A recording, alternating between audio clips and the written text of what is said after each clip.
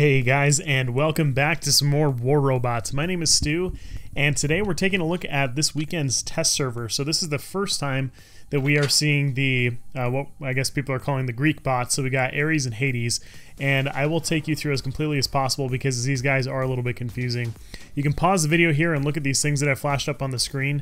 So one of them contains the robot description and everything that's available through the test server testing page, and then the other ones are what you can expect as far as each level increase on those different aspects of the robot's health, as well as the extrapolation of what that would mean then if it was Max Mark II. Here's the 3D workaround here if you guys have not seen it yet, or if you have not been able to run that on the test server yourself, just so that you can see what he looks like. So this is Ares here, and we'll get more into his ability here in a little bit. There will be about 4 minutes or so of me just explaining all this stuff so that it makes more sense once we get into the gameplay, and then we'll drop into a round and play that. So if you'd rather skip ahead, you can do that, or if you'd rather not watch the round at the end, then here you go. And the same thing here with Hades, what you can expect from each level increase, as well as the extrapolation of what each of those items would look like when it's Max Mark II. And then again, down on the bottom right there, I flashed up the information that was available from the test server page or the emails that we get. So anyway, so my first impressions of these bots, I was pretty worried, especially about Ares. I was worried about these guys being really overpowered and everything, especially with a shield that is completely impenetrable. Like it's literally invulnerable.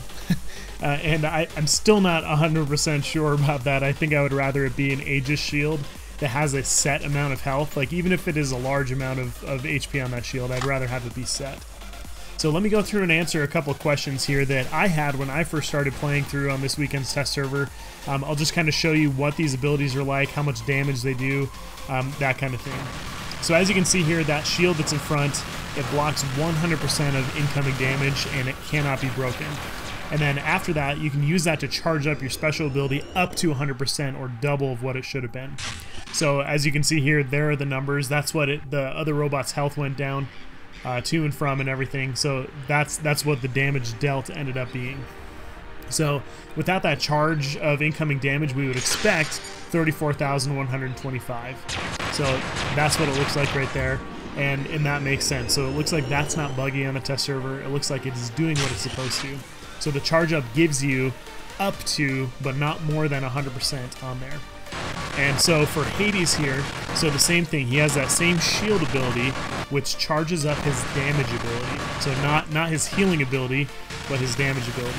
So you see that shoulder-mounted cannon, it just did 36,000 damage to me, but we would have expected 25,200. As you can see down in the bottom right, I highlighted the test server notes. So it should have only increased by up to 20%.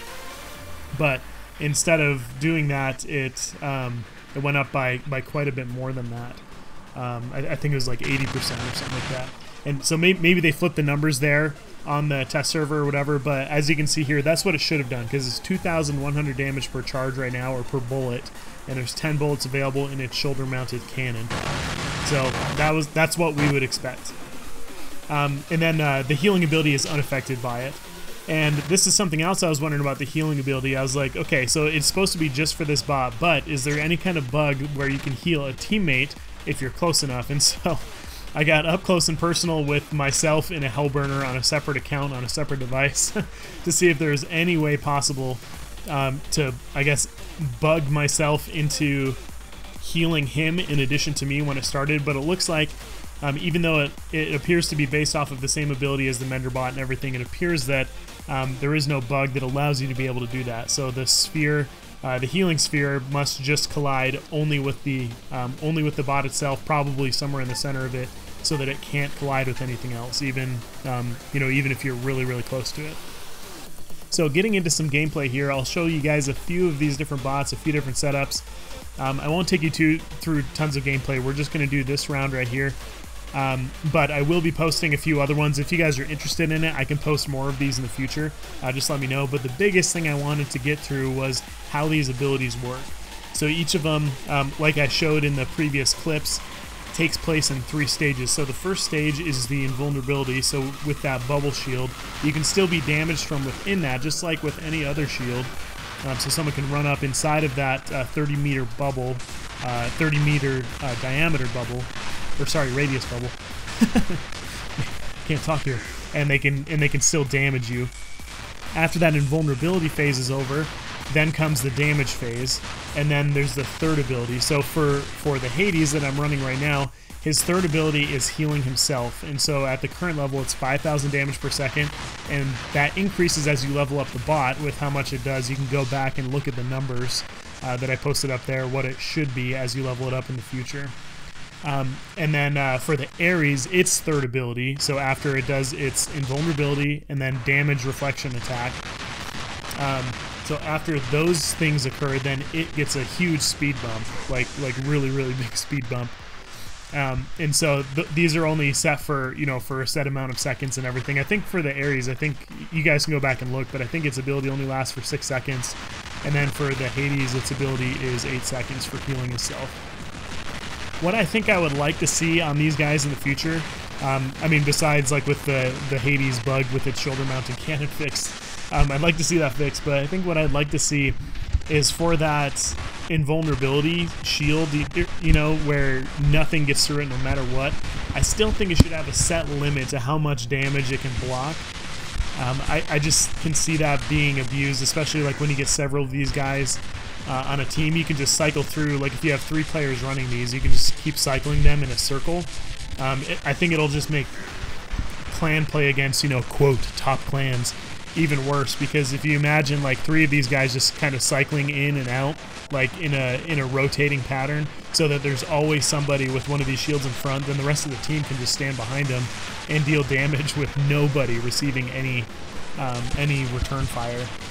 So I really do think that there should be some set amount of hit points, but like I said at the beginning of the video, I thought that these guys were going to be more overpowered than they are, but it's really not as bad as what I had expected.